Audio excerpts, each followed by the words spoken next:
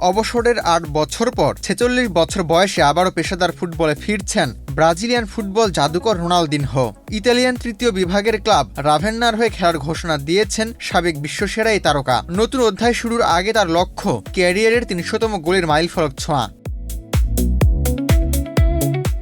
Ronaldinho সর্বশেষ পেশাদার football খেলেছিলেন ২০১৫ সালের সেপ্টেম্বরে ব্রাজিলিয়ান ক্লাব ফ্লুমিনেন্সের হয়ে। এরপর ২০১৮ সালের জানুয়ারিতে আনুষ্ঠানিকভাবে অবসর ঘোষণা দেন তিনি অবসরের পরে বিভিন্ন প্রদর্শনী ম্যাচ ও ফুটসালে নিয়মিত দেখা গেছে তাকে।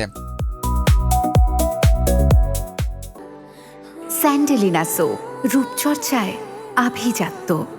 এবার রাভেন্নার হয়ে পেশাদার ফুটবলে ফিরছেন এই মহাতারকা। শুধু খেলোয়াড় হিসেবেই নন, ক্লাবটির শেয়ার হোল্ডার হিসেবেও যুক্ত হচ্ছেন তিনি। নতুন অধ্যায় নিয়ে উচ্ছ্বসিত রোনালদিনহো বলেন, পুরনো বন্ধুদের সঙ্গে এখানে আসতে পেরে দারুণ লাগছে। মাঠে আমাকে নামানো হবে কিনা তা কোচই ভালো বলতে পারবেন, তবে ইতালিতে ফিরতে পেরে দুর্দান্ত লাগছে। রাভেন্নার হয়ে মাঠে নামার পাশাপাশি নিজের ৩০০তম গোলের অপেক্ষাতেও আছেন রোনালদিনহো। তিনি বলেন, যদি ৩০০তম গোলটি পেয়ে যায় তবে তা হবে অবিশ্বাস্য এক অনুভূতি।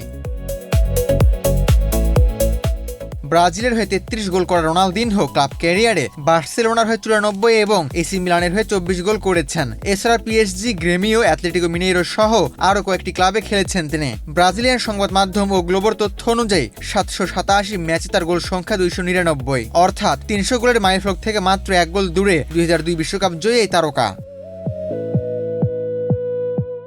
গত মৌসুম ইতালির তৃতীয় বিভাগের বি গ্রুপে তৃতীয় হয়েছিল রাভেন্না।